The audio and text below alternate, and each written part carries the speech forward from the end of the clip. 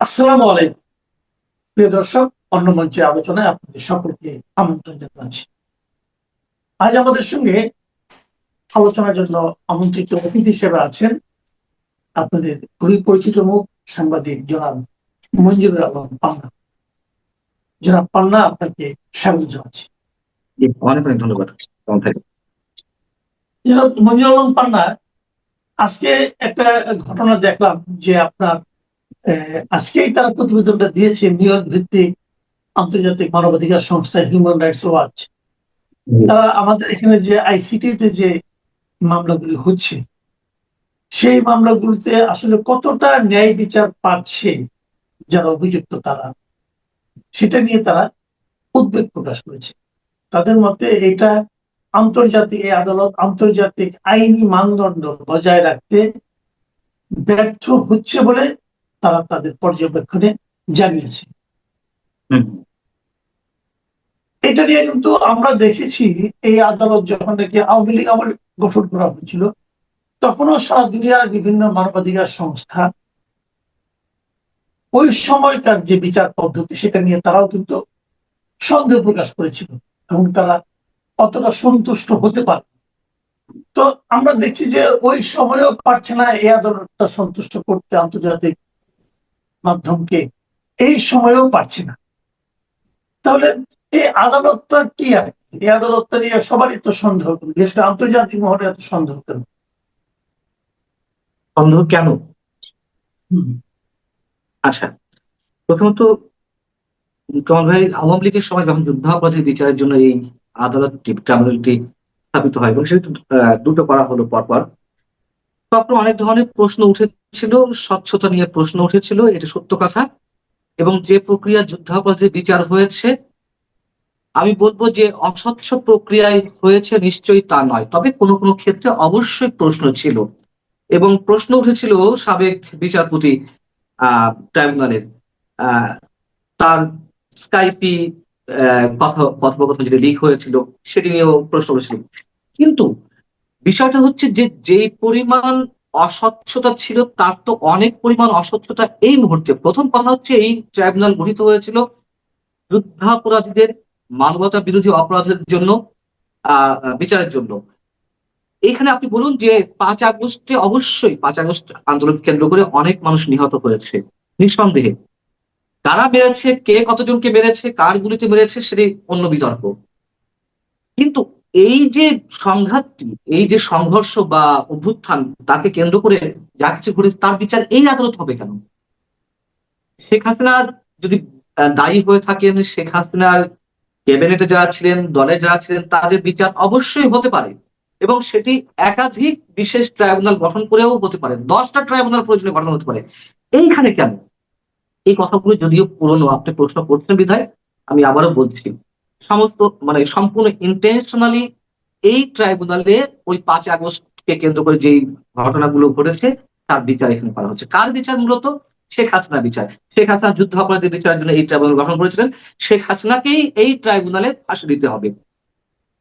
যুদ্ধাপরাধের বিচারের সময় বিবাদী পক্ষের আইনজীবী ছিলেন মিস্টার তাজুল ইসলাম, চিফ মানে বাদী পক্ষের প্রধান কৌশলী ছিলেন। তাকে পরবর্তীতে 24-এর পরে এই ট্রাইব্যুনালের চিফ প্রসিকিউটর করা হলো রাষ্ট্রপক্ষের। Conflict of interest. একই ট্রাইব্যুনালে যখন যুদ্ধাপরাধের বিচার জন্য তিনি ছিলেন বিবাদী পক্ষের প্রধান আইনজীবী, সেখানে তিনি ওই ট্রাইব্যুনালে যখন অন্যান্য যুদ্ধাপরাধের বিচার চলছে, এখন তো চলমান অনেক মামলা, রাষ্ট্রপক্ষের আইনজীবী প্রধান প্রকৌশলী তিনি হন কিভাবে? অতএব প্রথমত হচ্ছে এখানে শেখ হাসিনা বিচার হতে পারে, এই প্রশ্ন অনেকে তুলেছেন। অ্যাডভোকেট ফজলুর রহমান থেকে শুরু করে অ্যাডভোকেট মুহসিন রশিদ থেকে শুরু করে অনেকেই তুলেছেন। তারও আগে থেকে আমার ব্যক্তিগত জায়গা থেকে আমি তুলছিলাম, আমি একজন ক্ষুদ্র জ্ঞানের মানুষ। এবং চিফ প্রসিকিউটরের কথা বললাম, টবি ক্যাডম্যান, যিনি এই ট্রাইব্যুনালে যুদ্ধাপরাধীদের যারা আইনজীবী ছিলেন, কৌশলী ছিলেন, তাদের পরামর্শক হয়ে, প্রধান পরামর্শক হয়ে আসতে চেয়েছিলেন সরকারের সময়, তাকে আসতে দেওয়া হয়নি। যুদ্ধাপরাধীদের যুদ্ধাপরাধীদের প্রধান মানে আইনজীবীদের প্রধান কৌশলী হিসেবে সেই টবি ক্যাডম্যান এই ট্রাইব্যুনালে, যেখানে কিনা শেখ হাসিনা বিচার চলছে, সেই ট্রাইব্যুনালে আহ রাষ্ট্রপক্ষের আইনজীবীদের প্রধান কৌশলী হয়ে এলেন, এটাও কনফ্লিক্ট অফ ইন্টারেস্ট। পরবর্তীতে নানান বিতর্ক জায়গা দেখে তিনি কিন্তু চলে গেছেন, তার মেয়াদ বাড়াতে চেয়েছিল ইউনূস সরকার, তিনি থাকতে চাননি, তখন তারও একটা পার্সোনাল একটা ইন্টিগ্রিটি আছে বলে তিনি এখান থেকে বিদায় নিয়ে চলে গেলেন। এখন বিষয় হচ্ছে হিউম্যান রাইটস ওয়াচ একটি বিবৃতি দিয়েছে। এই ধরনের একটি বিবৃতি কদিন আগে 5টি সংগঠন দিয়েছিল, human rights watch, amnesty international, reporters without borders, এরকম আরো আরো 2টি সংগঠন, আন্তর্জাতিক সংগঠন। তারা দিয়েছিল যে এই ট্রাইব্যুনালের যে শাপলা চত্বর হত্যা মামলার অভিযোগপত্র দায়ের করা হতে যাচ্ছে, সেখানে ফারজাপা মোজাম্মেল বাবুদেরকে ঢুকানো হয়েছে, এবং তারা স্পষ্ট করে বলেছেন যে এই ট্রাইব্যুনালে এই মামলা দেওয়ার মানে হচ্ছে তাদের তো জামিন হচ্ছে না গত 22 মাস 24 মাস ধরে, যাতে স্থায়ীভাবে তারা কারারুদ্ধ থাকতে পারে। তখন আইসিটিতে যে মামলাগুলো গেছে সেখান থেকে কারোর আজ পর্যন্ত জামিন হয়নি। 5টি সংগঠন বিবৃতি দেওয়ার পরে আজকে হিউম্যান রাইটস ওয়াচ আবারও আলাদাভাবে বিবৃতি দিল। অতএব এটা নিয়ে প্রশ্ন তোলার যথেষ্ট সুযোগ আছে।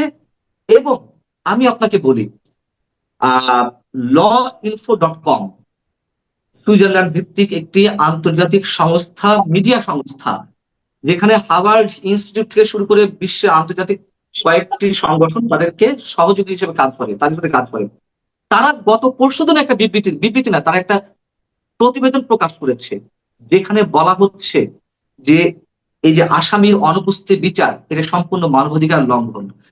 তারা লেবাননের একটি কোর্টের এই বিশেষ ট্রাইব্যুনালের একটি এক্সাম্পল নিয়ে এসেছে, যে পৃথিবীর আর কোন রাষ্ট্রে, আর কোন ট্রাইব্যুনালে আসামিদের অনুপস্থিতি বিচার হয় না, হয়নি, তেমন কোনো রেকর্ড নেই, এক্সেপ্ট লেবাননের ওই কোর্ট ছাড়া। তাও ওই কোর্টে এমন বিধান আছে যে আসামিরা ফিরে এলে, পলাতক থাকার পরে যদি একটা সময় আদালতের এখতিয়ারভুক্ত এলাকায় ফিরে আসে, তখন পূর্ণাঙ্গভাবে বিচার প্রক্রিয়া শুরু করতে হবে। এরপর আরো এক্সাম্পল তুলে ধরেছে যা এই আদালতের ক্ষেত্রে নেই। অতএব এটি নিয়ে প্রশ্ন তোলার যথেষ্ট সুযোগ রয়েছে আন্তর্জাতিক মহলে। এরই মধ্যে দারুণভাবে, মানে অসম্ভবভাবে প্রশ্নবিদ্ধ হয়েছে। সো কি কারণে এটি হচ্ছে আমরা সবাই জানি, যা হচ্ছে সব আইসিটিতে। এবং আমি একটা কথা বলে রাখি আপনাকে, ইউনূস সরকারের সময় থেকে তো এটি শুরু হয়েছে, এখনো তার কন্টিনিউশন রয়েছে। আমার ধারণা তারেক রহমানকে বিপদে ফেলার জন্য এই কাজগুলো পেছন থেকে কেউ না কেউ করছে, তাকে প্রভাবিত করছে, হয়তো তিনি বুঝতে পারছেন না। এবং এই খেসারতটা বিএনপিকে দিতে হবে। জনক্ষোভ যখন সৃষ্টি হবে, তখন তো আর পেছনে কে কাজ করছে মানুষ দেখবে না, তখন আলটিমেটলি দায়িত্ব তারেক রহমানের উপরেই যাবে। দেখুন, এটা একটা আন্তর্জাতিক অপরাধ ট্রাইব্যুনাল, নামে আন্তর্জাতিক আছে, কিন্তু আন্তর্জাতিক পর্যায়ে যদি এর বিচারের যে মানদণ্ড, যদি সেটা নিয়ে প্রশ্ন উঠে, তাহলে সেটা কি আন্তর্জাতিক পর্যায়ে এই সরকারের ভাবমূর্তিকে ক্ষুণ্ণ করবে না? এটা তো বলার অপেক্ষা রাখেন না। আপনি আরেকটা ভালো কথা মনে করিয়ে দিয়েছেন আপনি, আন্তর্জাতিক যুদ্ধাপরাধ ট্রাইব্যুনাল, ইন্টারন্যাশনাল ক্রিমিনাল ট্রাইব্যুনাল। এখানে আন্তর্জাতিক যুদ্ধটা কোত্থেকে এলো? 5 আগস্টকে কেন্দ্র করে যা কিছু হচ্ছে, আবার শাপলা চত্বরকে কেন্দ্র করে নতুন করে অভিযোগপত্র দেওয়া হয়েছে, এখানে আন্তর্জাতিক মানবতা বিরোধী অপরাধ কোথায় হলো? আন্তর্জাতিক যুদ্ধাপরাধ কোথায় হলো? এটা দেশের মধ্যে, দেশের অভ্যন্তরীণ নানান ধরনের সংঘাত সংঘর্ষ, সেটি আন্তর্জাতিক যুদ্ধাপরাধ বলতে ট্রাইব্যুনাল বলতে কি বোঝায়? যেমন রাজাকারদের ফাঁসির জন্য বা বিচারের জন্য এই ট্রাইব্যুনাল গঠিত হয়েছিল 73-এ, তাই না? 71-এ আমাদের যুদ্ধটা ছিল আন্তর্জাতিক পর্যায়ে, আরেকটা রাষ্ট্রের সাথে আমাদের রাষ্ট্রের যুদ্ধ হয়েছিল, একটা জনযুদ্ধ। সেই কারণে তাদের যারা অপরাধী, মানে সেনাবাহিনী, পাকিস্তান সেনাবাহিনী, তাদের সদস্যদের বিচার, কিংবা তাদের সহযোগী হিসেবে এদেশের দোসরদের বিচার, এইখানে আন্তর্জাতিক অপরাধটা কোথায় হলো? আমরা বড়জোর বলতে পারি যে আওয়ামী গোষ্ঠীর সঙ্গে বা আওয়ামী লীগের সঙ্গে অন্য বিরোধী দলের বা ছাত্রদের বা জনগণের, কিন্তু এটা তো ইন্টারনাল, এটা ইন্টারন্যাশনাল কিভাবে হয়? আমার তো মাথা ঢোকে না। জি। আচ্ছা, আরেকটা বিষয়, এই মুহূর্তে আমাদের রাষ্ট্রপতি নেই, পদত্যাগ করে চলে গেছেন, একজন ভারপ্রাপ্ত চালাচ্ছেন দায়িত্ব নিয়ে।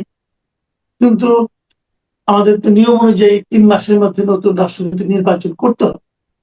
এটা নিয়ে এর মধ্যে আলোচনা হচ্ছে, নানা জনের নাম আসছে, এর নাম ওর নাম আসছে, কিছু নাম সিরিয়াসলি আসছে, কিছু নাম ফান করে আসছে।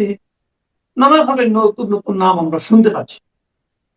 তো সবচেয়ে বেশি আমরা শুনতে পেলাম যে যে বিএনপি যে স্থায়ী কমিটি সেখান থেকে হয়তো কাউকে দেওয়া হবে, রাজনৈতিক ভাবেই এটা পদটা পূরণ করা হবে, এরকম বলা বলি হচ্ছিল। এর মধ্যে হঠাৎ করে দেখলাম বিভিন্ন গ্রুপ তারা তাদের মতো করে নানা রকম মতলব নিয়ে মাঠে নেমে গেছে। সবশেষে আজকে দেখলাম দৈনিক ইত্তেফাক, ইত্তেফাক তো একটা বড় পত্রিকা, প্রভাবশালী পত্রিকা, দৈনিক ইত্তেফাক একটা নিউজ করেছে যার শিরোনাম হলো নতুন রাষ্ট্রপতি নির্বাচন আলোচনায় ডক্টর মোহাম্মদ ইউনূস। আমি এটা নিউজটা আমি পড়লাম, পরে আমি বুঝতে পারলাম না এটা কার আলোচনায় ডক্টর মোহাম্মদ ইউনূস। এটা কি রিপোর্টারের সঙ্গে রিপোর্টারের বসের আলোচনা হলো, নাকি রিপোর্টার নিজে নিজে আলোচনা করলেন? হ্যাঁ। আমি এই পর্যন্ত কারোর কাছে শুনলাম না। তো তো হতেও পারে ডক্টর ইউনূস আন্তর্জাতিক খ্যাতি সম্পন্ন ব্যক্তি, উনি হয়তো সরকার পরিচালনায় ব্যর্থ হয়েছেন, কিন্তু উনি রাষ্ট্রপ্রধান হিসেবে নিরপেক্ষতার পরিচয় দিতে হয়তো বা পারবেন, যদিও তার নিরপেক্ষতার কোনো নমুনা 18 মাসে আমি দেখিনি, আপনি দেখেছেন কিনা বলতে পারবো না। তো এই যে বিষয়টা, এক নম্বর আমার প্রশ্ন হলো যে ইত্তেফাক হঠাৎ করে এই ধরনের একটা নিউজ কেন তারা দিল, মতলবটা কি হতে পারে, নাকি বাস্তবেই এমন সম্ভাবনা আপনি দেখছেন? আপনার প্রশ্নের মধ্যেই উত্তরটা তো লুকিয়ে আছে। দর্শক সম্ভবত এর মধ্যে পিক করেছে, মতলব শব্দটা ইউজ করেছেন। অবশ্যই এটি একটি মতলবী রিপোর্ট এবং নিঃসন্দেহে এটি একটি টেবিল স্টোরি। আমরা তো দীর্ঘদিন সাংবাদিকতা করছি, আর আমার চেয়ে আপনি তো আরো বেশি দিন সাংবাদিকতা করছেন।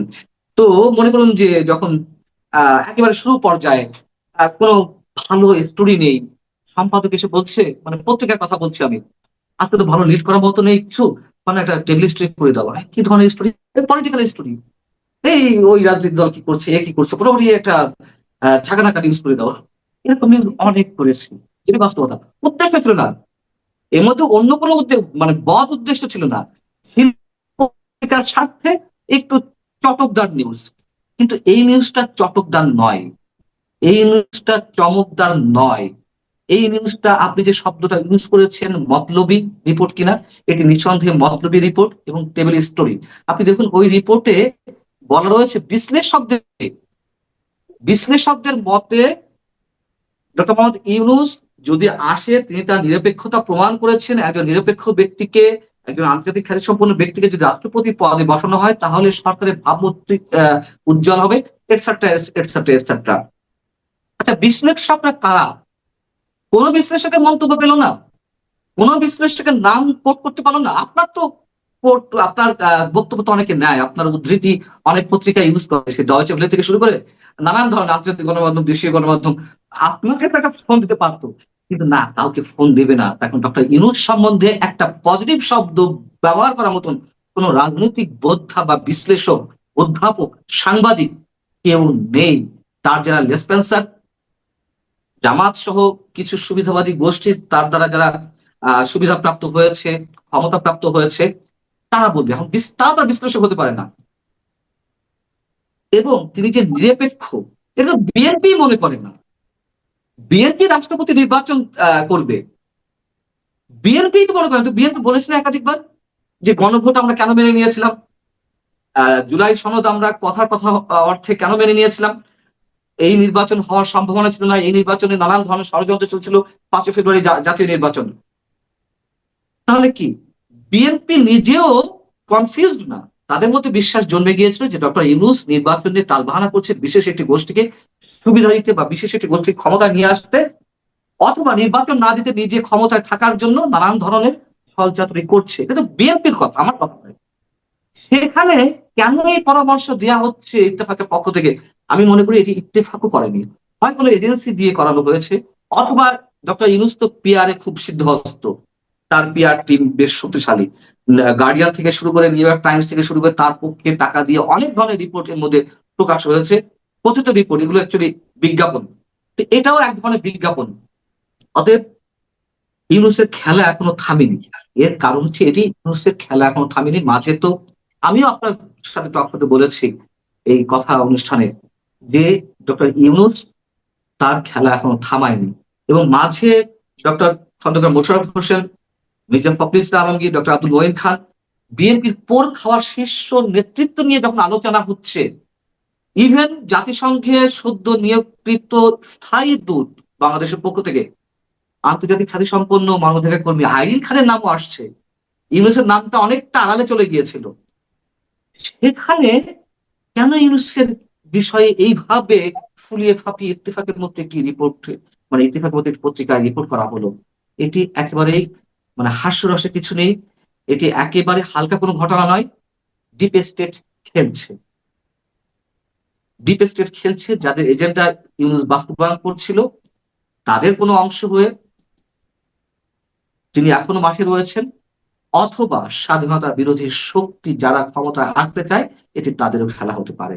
তখন তিনি রিসেট বাটনে প্রেস করতে চেয়েছিলেন, প্রেস করেছেনও, হয়তো সেই প্রেস করার কারণে সম্পূর্ণটা উল্টে পাল্টে দিতে পারেননি, বাকিটা করতেই তার খেলা এখনো রয়েছে।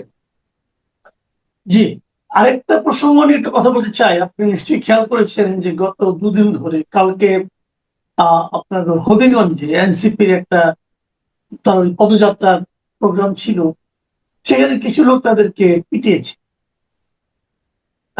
এটা নিয়ে না আমি যে বিভিন্ন মানে পত্রিকায় যে নিউজ গুলি দেখলাম, আমি একটু হতবাকি হয়ে গেছি, আমি একটু বিস্মিত হয়েছি।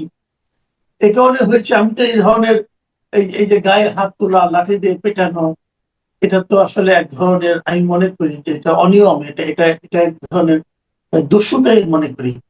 হ্যাঁ, তো কিন্তু যে নিউজগুলি পত্র পত্রিকা আমি দেখলাম, বিশেষ করে প্রথম আলো যে নিউজগুলো দেখলাম, সেখানে যে কমেন্ট গুলো, আমি কমেন্ট গুলো পুরো হতবাক, যে সবাই মধ্যে যেন আনন্দের ব্যাপার। তো আমার কথা হলো কি, যে দেখেন এই দলটা আমাদের একটা আন্দোলনের সঙ্গে তারা ছিল, সামনের সারিতে ছিল, তারা একটা জায়গায় যে নিরীহের মতো মার খেলো। আমি নিজে মনে করি যারা মেরেছে তারা কাজটা অন্যায় করছে, কারণ কারো গায়ে হাত তুলতে পারে না। যদিও তাদের মধ্যে অনেকের বক্তব্য খুবই আপনার উত্তেজনাপূর্ণ ছিল, উত্তেজনা সৃষ্টিকারী ছিল, যতই হোক আপনি তো তাদের গায়ে হাত তুলতে পারেন না। কিন্তু তারা গায়ে হাত তুলছে, এবং সেটা নিয়ে নিউজ হওয়াতে সাধারণ পাঠকরা যেন আনন্দ পাচ্ছে। বলতেছে, কেউ বলতেছে যে আরো মারা হলো না কেন, কেউ বলতেছে ডোজ একটু কম হয়ে গেছে। এই যে এই ধরনের কথাবার্তা হচ্ছে, আমার কিন্তু দুটো প্রশ্ন।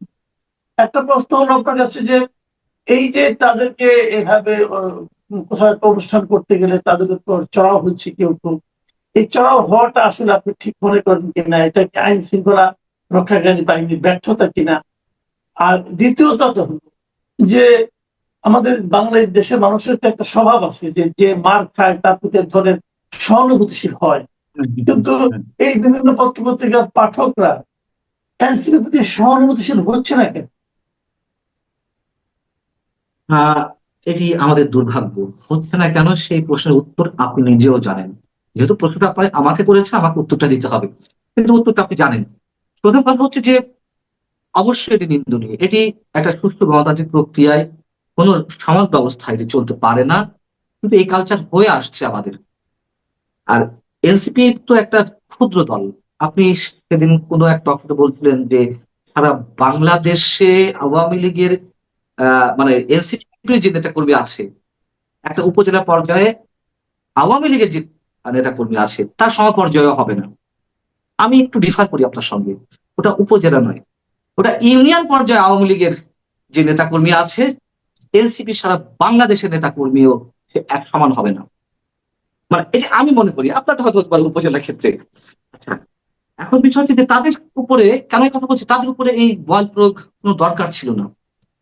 আচ্ছা, দরকার ছিল না এটা যেমন সত্য কথা, আমি আবারও বলছি যে নিন্দনীয়, চরম নিন্দনীয়, এটি আমরা দেখতে চাই না। হিংসাত্মক রাজনীতি আমরা দেখতে চাই না। এবং 5 আগস্টের যে স্পিরিট, আমি মনে করি কোনো স্পিরিট ছিল না, ওটা কেবল শেখ হাসিনা পতনের আন্দোলন ছিল, কোনো চেতনা বেতনা ছিল না, এটা বাস্তবতা। এবং এর আগে ওই সময় কেউ বলেনি যে আমরা বৈষম্যহীন সমাজ ব্যবস্থা করব, আমরা এই সনদ তৈরি করবো, এই করবো, সে কেউ বলেনি। পরবর্তী সব রাজনৈতিক এজেন্ডা যাও, তারপরও যা ছিল, এই তরুণরা যা বলেছিল, যারা আজকে মার খাচ্ছে, আমি অবশ্যই তাদের প্রতি সহানুভূতি জানাচ্ছি। কিন্তু তারা তো বলেছিল যে ফ্যাসিবাদ সরকারের পতন চাই। তো ফ্যাসিবাদ সরকারের বিরুদ্ধে অভিযোগগুলো কি ছিল? এই তো ছিল বিরোধী দলের উপরে আক্রমণ, তারা যেভাবে চালাচ্ছিল, গণতান্ত্রিক ব্যবস্থা ছিল না, নির্বাচন ব্যবস্থা ধ্বংস করা, ইত্যাদি ইত্যাদি, মানুষের কথা বলার অধিকার। তার কোনোটি কি হয়েছে বৃদ্ধি ছাড়া? নির্বাচন ব্যবস্থা ধ্বংস হওয়া, যে নির্বাচন হয়েছে সেটাও বিতর্কিত নির্বাচন, সেটা আমরা অবশ্যই বলতে পারি না যে সুষ্ঠু নির্বাচন, সব ইনক্লুসিভ নির্বাচন, সেটা আমরা বলতে পারি না। যাই হোক, এখন বিষয়টা হচ্ছে যে বিএনপির, মানে আমি যদি সুশীলের মতো কথা বলি, সুশীলের মতো কথা বলি, আহ তাহলে বলবো অবশ্যই বিএনপির ঠিক হয়নি। আর যদি একজন অজ্ঞ হিসেবেও কথা বলি, তারপরেও বলবো এটা ঠিক হয়নি। কিন্তু আপনি যে বললেন দ্বিতীয় কোশ্চেনটি, সাধারণ মানুষ কেন খুশি, ফেসবুকে এত হাসি ঠাট্টা এগুলো কেন? আমরা এগুলোকেও সমর্থন করি না, কিন্তু যারা বলছে, আনন্দ প্রকাশ করছেন, তাদের পক্ষে কি কোনো যুক্তি নেই? সার্ভিস আলমরা বলছে তারা মবের শিকার হয়েছে। ইউনূসের 8 আগস্ট থেকে, 2024-এর 8 আগস্ট থেকে, অথবা আমরা যদি 5 আগস্ট থেকে ধরি, শেখ হাসিনা সরকার চলে যাওয়ার পর থেকে, এই যে আবার আগস্ট আসতে যাচ্ছে, এই 2 বছর আমরা কি দেখেছি? যত্রতত্র মব, যত্রতত্র বুলডোজার দিয়ে সবকিছু গুড়িয়ে দেওয়া। এরা যায়নি জাতীয় পার্টির কার্যালয় আগুন দিতে, মব ক্রিয়েট করতে, করা তো হয়েছে। এরা করেনি বঙ্গবন্ধুর 32 নম্বর গুড়িয়ে দিয়েছে না কয়েক দফা দিয়ে, ঘোষণা দিয়ে? এরা আওয়ামী লীগের নেতা কর্মীদের বাড়ি ঘর জ্বালিয়ে দিয়েছে না মব ক্রিয়েট করে? কিন্তু তখন কিন্তু এরা মব বলেনি এগুলোকে। ডেইলি স্টার প্রথম আলোতে আগুন দিয়েছে না, তখন এগুলোকে মব বলা হয়নি। হয়রাজ এদের গুরু ডক্টর ইউনূস, তার যিনি প্রেস সচিব আহ মিস্টার শফিকুল আলম থেকে শুরু করে, এই যে তাজুল ইসলামের কথা বললাম, ট্রাইব্যুনালের সাবেক চিফ প্রসিকিউটর, তারা তো বলছিল যে এগুলোকে মব বলা যাবে না, এগুলো প্রেশার গ্রুপ, এবং এইগুলোকে মব বলে জুলাই আন্দোলনকারীদেরকে ছোট করা হচ্ছে, বলা হয়েছে তো। তাহলে ওইগুলো যদি মব না হয়ে থাকে, হবিগঞ্জে যেটি ঘটলো, সেটিকে কেন তারা মব বলবে? শুনুন, এগুলো শুনতে খারাপ লাগতে পারে, প্রকৃতির বিচার অনেক বেশি নিষ্ঠুর। প্রকৃতি ছাড় দেয়, ছেড়ে দেয় না। বিএনপি কি করেছে না করেছে সে কথা তো বললাম, ঠিক হয়নি। যদি ছাত্র দল, যুব দলের নেতাকর্মীরা এই কাজটি করে থাকে, তারা তো অস্বীকার করেছে যে তারা তারা কেউ করেনি। কিন্তু আজকে আমি একটু অন্যায় করলাম আপনার প্রতি, আপনি আমার প্রতি পাল্টা কোনো আক্রমণ করলেন না, আপনি উদারতা দেখালেন। কিন্তু কোনো না কোনো ভাবে আপনার প্রতি যে অন্যায় আচরণটি করেছি, প্রকৃতি আমাকে বুঝিয়ে দেবে, প্রকৃতি সেই প্রতিশোধটা নেবে। এটা প্রকৃতির, এটা প্রকৃতির সূত্র, বিজ্ঞানের সূত্র তো বলে, নিউটনের তৃতীয় সূত্র, প্রত্যেক ক্রিয়ারই একটি বিপরীত প্রতিক্রিয়া আছে। মনোবিজ্ঞানও বলে, সাইকোলজি বলে, আপনার প্রকৃতি বিজ্ঞান বলে, তো এতগুলো বিজ্ঞান তো আপনি অস্বীকার করতে পারবেন না। এবং আমার আশঙ্কা, এই মব তাদের উপরে আরো ঘটবে। আমি চাই না এটি ঘটুক, কিন্তু আমরা না চাইলেও প্রকৃতি বসে থাকবে না। প্রকৃতি ঠিকই তার হিসাবটা যার যার মতো করে বুঝিয়ে দেবে। আচ্ছা, ছোট্ট করে একটা কথা জানতে চাই, যেহেতু আপনি মব নিয়ে আলোচনা করলেন, আমরা রাজশাহী বিশ্ববিদ্যালয়ে যে জিনিসটা দেখলাম, এই সালাউদ্দিন আম্মারের তাণ্ডব, এই ব্যাপারে আপনি একটু, নিজেও আপনার ইয়েতে চ্যানেলে করেছেন, এই ব্যাপারে আপনার ছোট্ট মন্তব্য চাচ্ছেন। এই বিষয়টা না, মানে আমাকে বেশ ভাবাচ্ছে যে তারা যে উদ্ধতপূর্ণ আচরণ করে আসছিল। আমাদের ফজলুর রহমান মুক্তিযোদ্ধা, তিনি মুজিববাদী সন্ত্রাসী, তাকে মুজিববাদী সন্ত্রাস, মানে সন্ত্রাসী বলা হচ্ছে। মুজিববাদী দালাল বললে এক কথা, সন্ত্রাসী বলা হচ্ছে। মির্জা ফখরুল ইসলাম আলমকে যেই, মানে বিএনপি থেকে যে প্রশাসক বসানো হয়েছে বিভিন্ন জায়গায়, রাষ্ট্রীয় সংস্থায়, তো তারা নাকি লম্পট, তারা সন্ত্রাসী, তারা ইত্যাদি ইত্যাদি আরো স্ল্যাং ইউজ করছে নাসিরউদ্দিন পাটোয়ারিরা। তো এগুলো কারা করছে? মির্জা ফখরুল বসেছেন, মির্জা ফখরুল স্থানীয় সরকার মন্ত্রণালয়ের দায়িত্বে আছেন। আপনার মির্জা ফখরুলও নাকি বদমায়েশ, সন্ত্রাসী, চাঁদাবাজি, আহ আরো আরো অনেক শব্দ। এই ধরনের শব্দ নতুন কিছু নয়, এরা এইভাবে করে আসছে। যাই হোক, তারপরেও এটি ঘটেছে।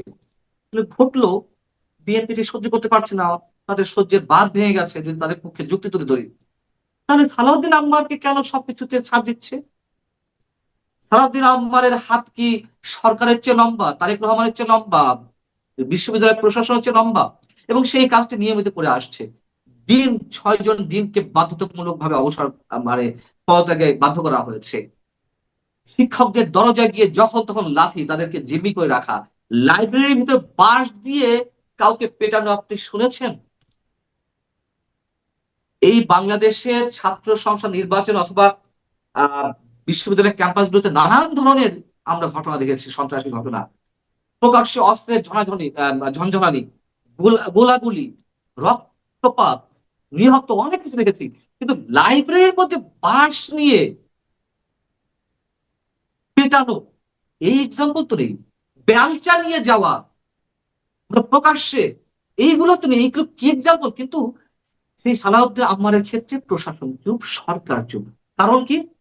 কারণ এখানে আওয়ামী লীগ নিধন হচ্ছে, আওয়ামী লীগ ট্যাগ দিয়ে, ছাত্রলীগ যুবলীগ ট্যাগ দিয়ে যার তার উপরে হামলা করা হচ্ছে। এই কারণে বিএনপি খুশি, এই কারণে বিএনপি ছেড়ে দিয়েছে। এটা আমার প্রশ্ন। মানে কেন তার মতো একজন ব্যক্তিকে এত ঔদ্ধত্য প্রকাশের সুযোগ দেওয়া হবে? এবং যাদেরকে এই আম্মার মারলো, পেটালো, আসামি করা হলো তিনজনকে। আপনি নিজে এই বিষয়ে কথা বলেছেন, তাদের দুজনকে আটক করা হচ্ছে। এবং আটক করার পরে যখন পুলিশের গাড়িতে উঠানো হচ্ছে, পুলিশের সামনে ওই আটককৃত ছাত্রলীগের নেতা বা তার ভাষ্য অনুযায়ী ফ্যাসিবাদের দোষর, তাদেরকে নামিয়ে, পুলিশের জিপ থেকে নামিয়ে পুলিশের সামনে পেটানো হচ্ছে, পুলিশ কিছু বলছে না। এখন তার শক্তি উৎস কোথায়? এটি আমার প্রশ্ন। নাকি বিএনপি তাকে ওপেন করে দিয়েছে, হ্যাঁ পেটাও, মারো, ছাত্রলীগ যুবলীগ আওয়ামী লীগ যেখানে পারো ওপেন লাইসেন্স দিয়ে দিয়েছে। যদি এটি করে থাকে, বিএনপি নিজের পায়ে নিজে কুড়োল মারছে, এবং এই আম্মাররাই বিএনপির জন্য বুমেরাং হয়ে উঠবে। এটুকু আমি আমার ক্ষুদ্র জ্ঞান অভিজ্ঞতা থেকে বলতে পারি। যে কাজগুলো হচ্ছে এটি কারোর জন্য মঙ্গলজনক নয়, এবং আমাকে এখনই অ্যারেস্ট করতে হবে, এখনই, অ্যাট ওয়ান্স। যদি আমাদের প্রধানমন্ত্রী তো সবসময় বলে আসছেন যে তিনি বিচার ব্যবস্থা অনন্য মাত্রায় নিয়ে যাবেন, দেশে আইনি শাসন প্রতিষ্ঠা করবেন, তিনি প্রতিহিংস রাজনীতি করবেন না, এই কথাগুলো তো কিছু বললে হবে না, তাদের তো প্রমাণ করতে হবে।